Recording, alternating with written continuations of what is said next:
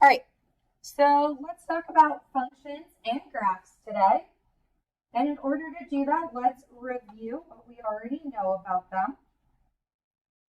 So let's review some of those concepts. And I know because I imported this onto a website, some of it's a little glitchy looking. So we'll go over some of those answers and I'll make corrections to the errors that are popping up on that screen. Just due to it's being imported. So if you look at 7 and 8, those are the parent functions and then transformations of those. So in number 7, you have a quadratic, and then its transformations are 2 to the left and 3 down. Remember, anything that is inside moves the transformation in the opposite direction of the sign. So if inside is a positive 2, it doesn't move right 2, it moves left 2.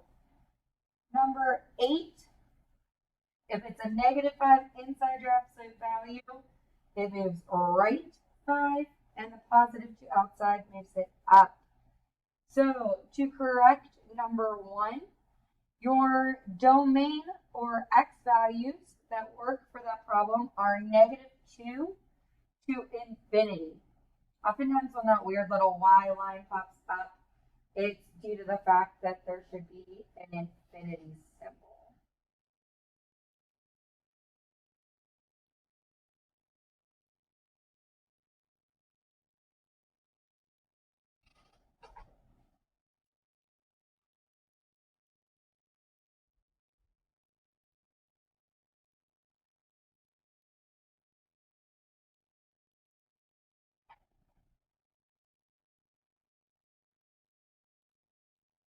Okay, number 2.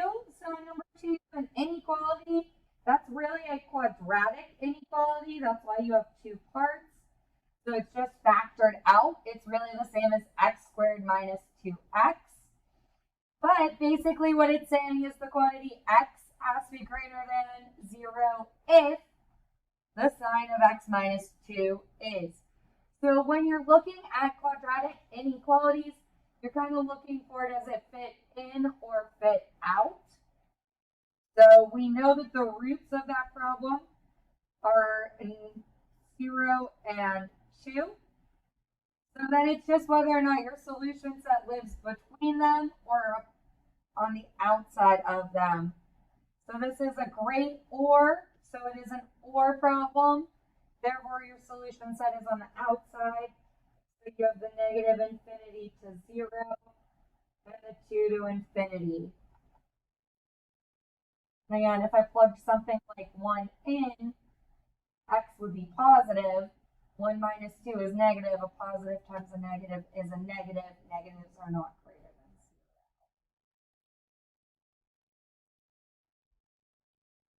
0. Number 3, absolute values also follow the great or and the less than. So this absolute value is less than. So it's an and. So that's why your solution set is the middle of the 2 roots. So again, to find the negative 1 and the 7, you have to solve the absolute value in both directions. So you'd be taking x minus 3 equals 4 and x minus 3 equals negative 4, finding your 2 endpoints, and then determining if it lives inside or outside the endpoints. And again, that comes from the idea that it's less than is and, great or is or. You'll learn that back in Algebra 2. Number 4 is done the same way. So number 4 is the absolute value of x minus 2 is great or equal to 5.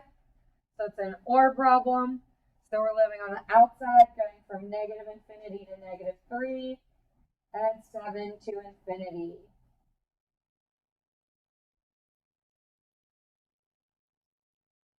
Five, once again, 5 is a quadratic. So if you're going to solve the quadratic inequality, you move the 16 to the left. You get x squared minus 16 is less than 0. That's really the same as x minus 4, x plus 4, less than 0, which means your roots or intercepts are -4 and 4. This is a less than and. So usually it's going to be between. So you can check if you plug in smaller, middle, outside. You plugged in -5. -5 squared would give you 25. 25 is not less than 16, so it's false. We know 5 squared is going to be the same. Since this is not equal to, that's where the open comes in. So if you're graphing on a number line, it'd be open, open, shade. And that's kind of where the idea of the parentheses or brackets come from. It's including all of that. So your parentheses are encompassing -4 to 4.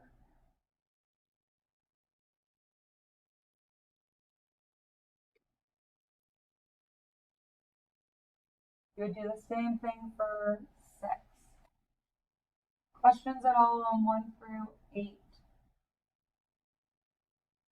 So I think that's the page I was like ending with in your packets, and they were kind of rough.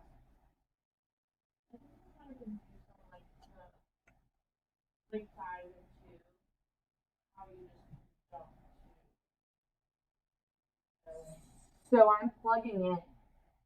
I'm not like, so like, see how like on number 2 I have x squared minus 2x and I have my roots. So I know my roots at 0 and I know my roots at 2. Once you know your roots, you have to determine if it's true or false if you plug a number in that lives between them. So between 0 and 2 is the number 1. So what I did was I went over here and I said 1, 1 minus 2. So 1 times 1 minus 2, well, 1 minus 2 is -1. -1 times a +1 is a -1. Is -1 bigger than 0? No. So my answer can't live there. And then unless it's no solution, it's going to live from here to here, or it's going to be no solution. So then you plug in 3. You say, okay, 3 minus 2 is 1. 1 times 3 is 3. 3 is greater than 0. Okay, it lives here. So there's no actual way to solve for it. The solving is coming from finding the roots. And then, yes, after you have your roots, you have to plug in and look for true or false.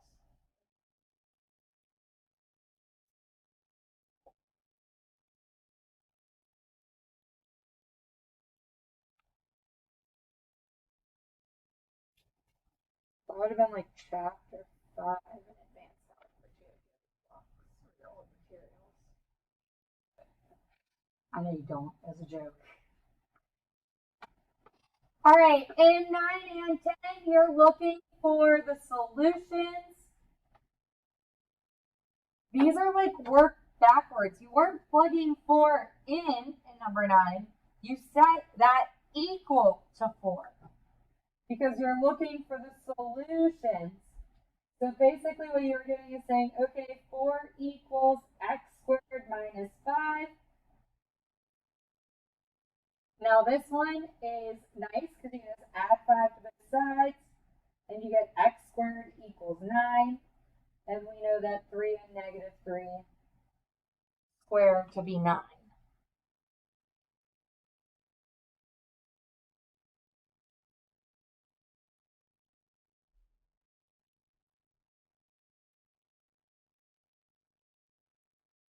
You do the same thing with the next value. You'd say -6 equals x squared minus 5. But adding 5 to both sides leaves me with a negative. And here's where you have to pay attention to wording, something we did not read some of our directions very closely. It says find all real solutions. So if you tried to tell me the answer was x equals plus or minus I, that is not a real solution. That is complex or imaginary. It asks for that. It asks for real. So the answer is no real solution.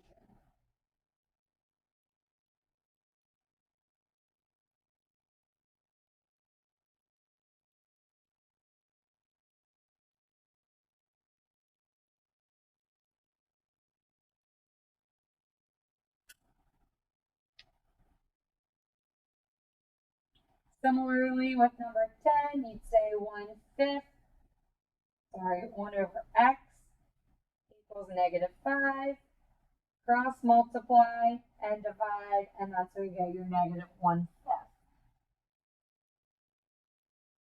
We know we can't divide by 0 to get 0, so since the variable's in the denominator and there's no possibility of making 1 divided by something 0, part B is no solution.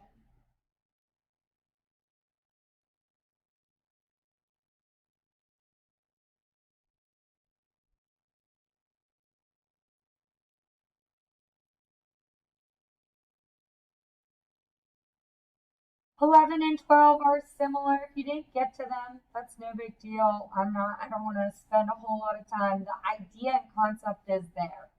You know that if f of x is equal to a number, then you set the function equal to that number.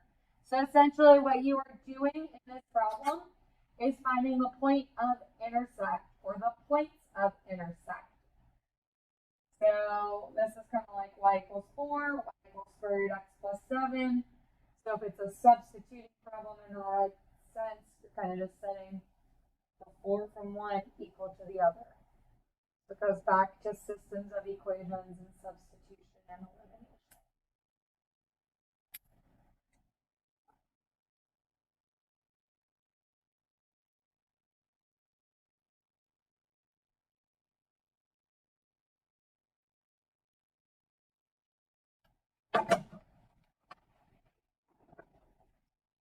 So a large part of what we're going to do today is focusing on functions, domain, and range. That's why this warm-up and review of those concepts from Algebra 2 and Pre-Calc are so important, because we have to take these ideas and put them into action even more this year. We're going to be looking at problems like number 5 and needing to know, okay, what happens if a quadratic is less than 0? Or what points is a quadratic less than 0? So for those of you taking physics, if that quadratic represented your velocity, now you're talking about, okay, is the velocity positive or negative? Okay, if the velocity is negative, like the example number 5, then I know that the particle is, speeding up versus slowing down.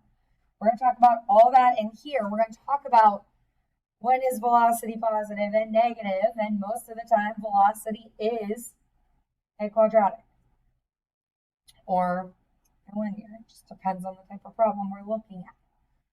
So being able to do something like 1 through 6 is going to be very helpful.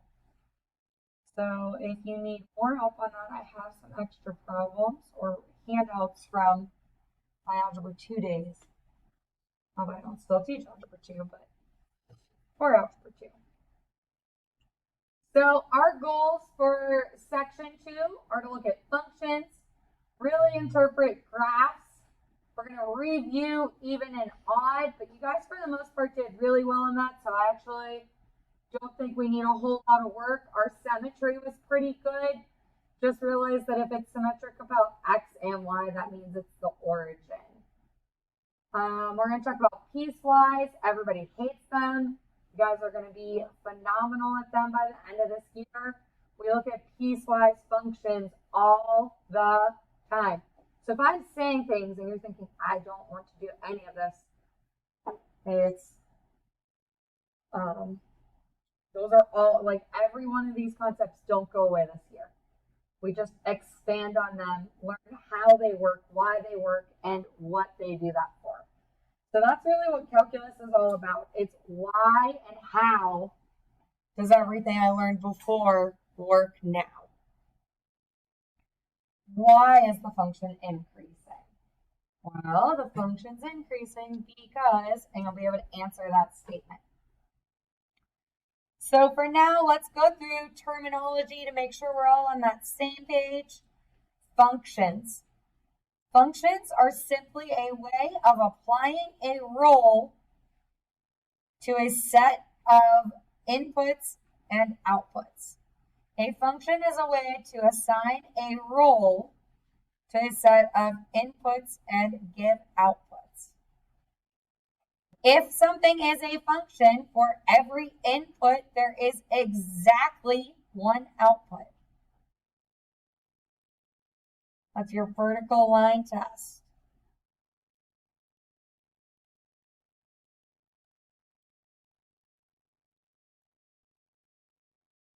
Functions assign unique outputs to every input. Your outputs can repeat infinitely. Your inputs cannot. Your inputs make up your domain. Your outputs make up your range. Your inputs make up your domain. Your outputs make up your range.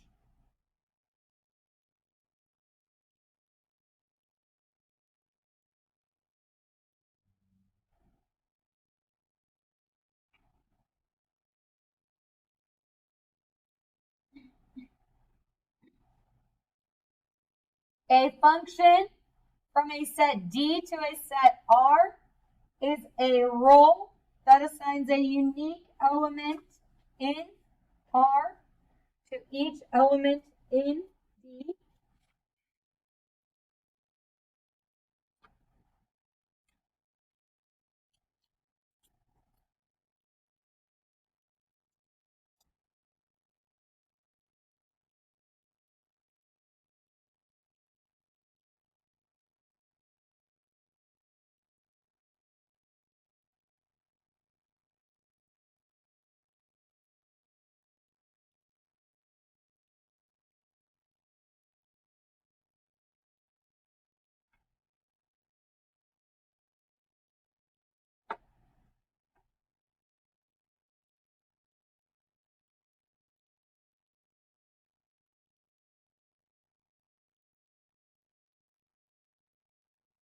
If it asks you to evaluate the function, again, this is different than the warm-up because now we're looking for the function at the value 6.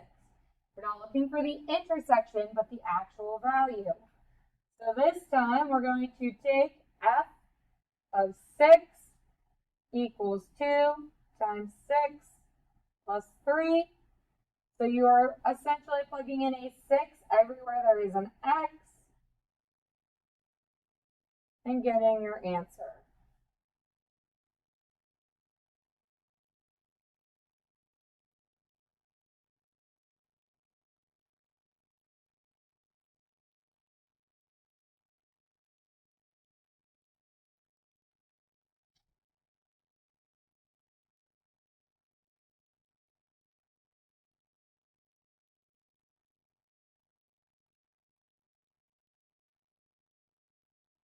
When we define a function with a formula and the domain is not stated explicitly or restricted by context, the domain is assumed to be the largest set of x values for which it gives real y values.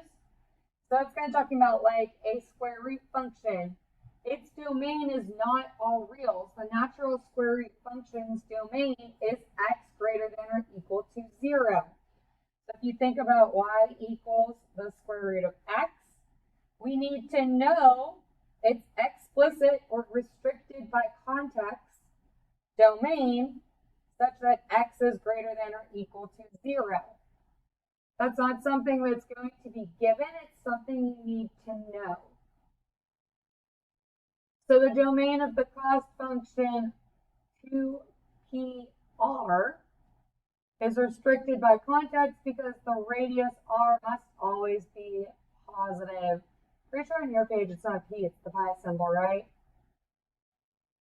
Does it say c of r equals 2 pi r? No? Oh, did I delete this one? Sorry.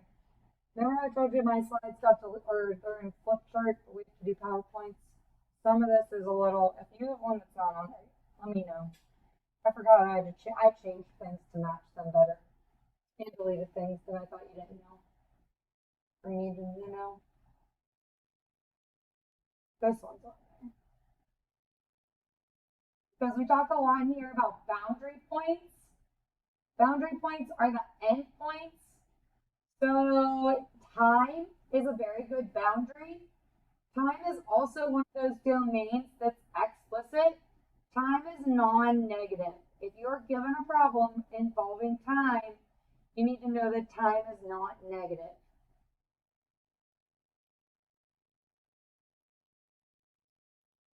Make sure you understand that brackets are inclusive and parentheses are exclusive. So parentheses go with greater than or less than. Brackets go with your greater than or less than or equal to. Infinities always have parentheses because it's boundless. And some of you are like, oh my gosh, I know this. Well, there were a lot of errors. So if something is open, then there's the notation for it. So an open interval is going to have parentheses and or inequalities without the equal to's. So there's just a bunch of combinations of different notations. You can have closed at one end and open at the other.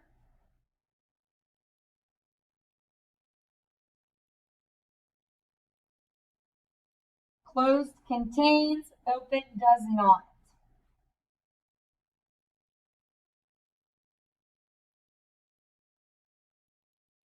Finding domains and ranges from graphers. So if you put in the parent function y equals x squared, the reason I give this one is because this has a domain of all reals, but the parent function and any x squared function has a limited range. X squared is even, so even functions end in the same direction. So this is boundless towards the infinities, but it stops at its vertex. So your domain is negative infinity to infinity. However, your range includes 0 and goes to infinity.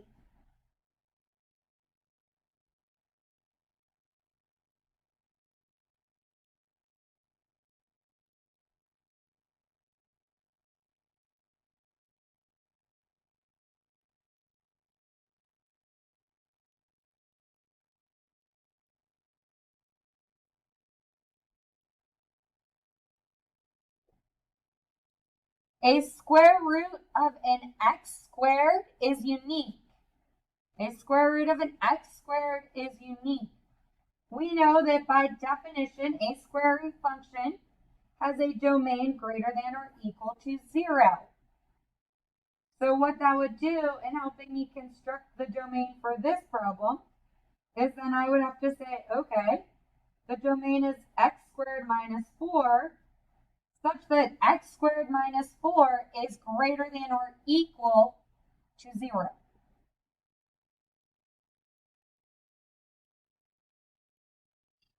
This is a difference of squares.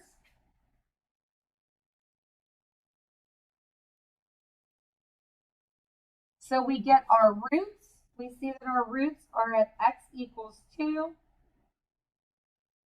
and negative 2.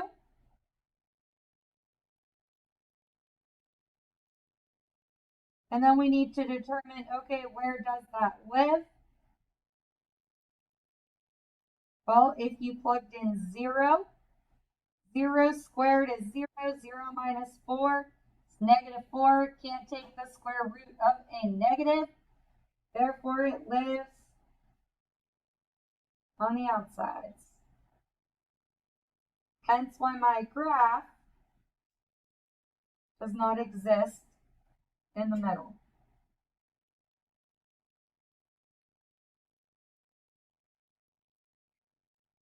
To determine range, we know that anything coming out of the square root is going to be positive since there's no transformations to the left or right of that square root function. So there's no stretching, there's no compressing, there's no horizontal shifts up or down. So for that reason, we know that our range is going to be 0 to infinity. It includes 0 because the square root function includes 0. Therefore, you could get 0 if you plug in 2 or negative 2.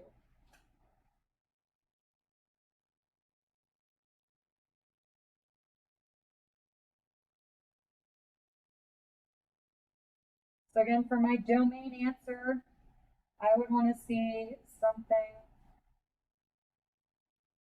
like this. Order matters. That's one of the other things. A couple of times I saw answers like -1 to -3 for the range. Your range has to be numerically correct. You can't go -1 to -3. It has to be -3 to 1.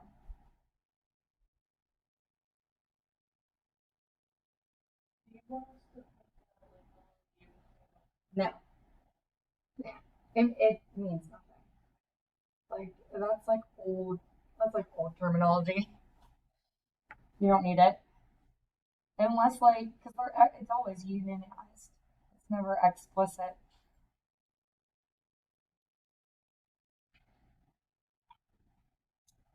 Okay, the graphs of even and odd functions have symmetries. So an even function, again, it's that f of negative x equals f of x. I went over this last week when we were going through the packets on even and odd. You plug in a negative x. If you get the original, then it's even. You plug in a negative x. If you can factor out a -1, then it's odd.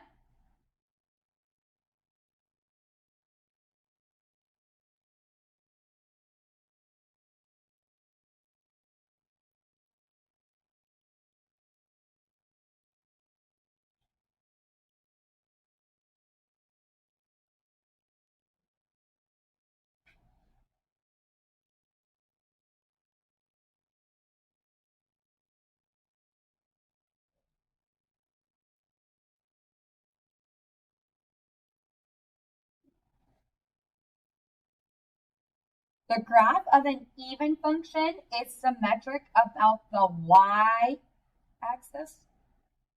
No symmetry with the y-axis. Again, think of a quadratic. It's the most well-known even function that you know.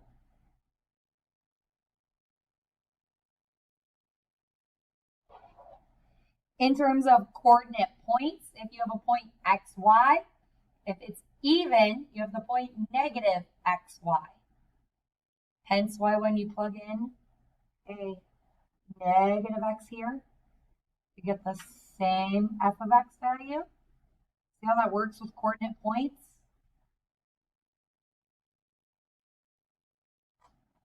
Good. Glad you all understood. I hope you answered me. Cricket.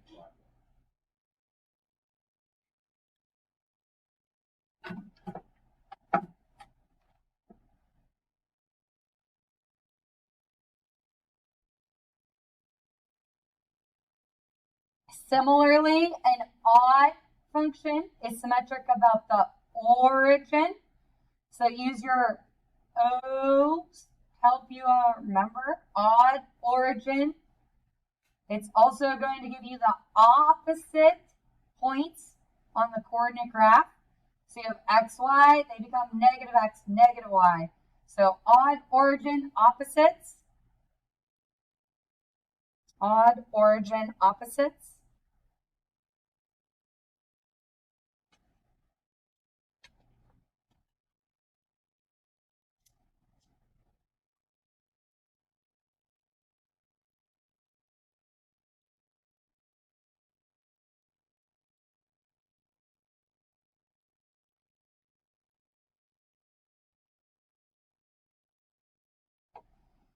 So let's determine if it's even, odd, or neither. You have y equals x cubed minus x. So what we're going to do is we're going to plug in a negative x for every x. A negative times a negative becomes a positive. A negative x cubed is like saying a negative times a negative, which is a positive, times another negative. So you get a negative x cubed. If I factor a negative out of there, so take out a GCF of negative 1, I get x cubed minus x, which is kind of like saying negative 1 of f of x. Therefore, it's odd.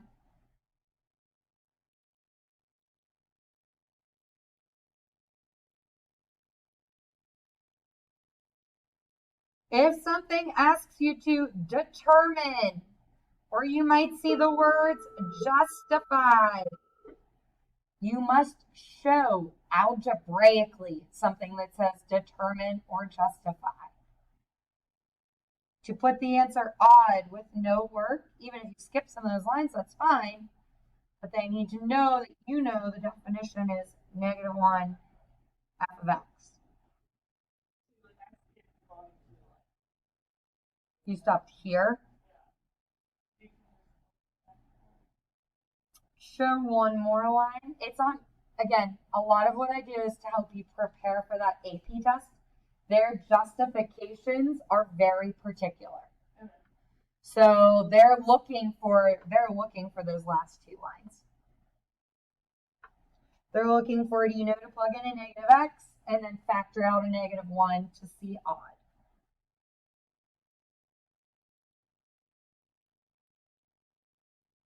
Okay, let's plug in a negative x again.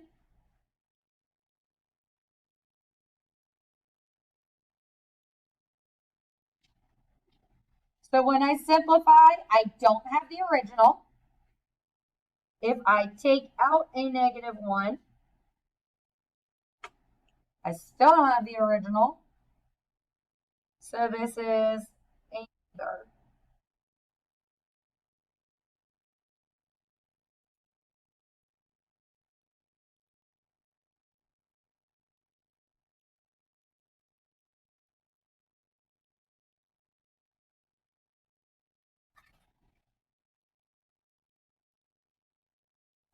Okay, we're going to pause there in the day.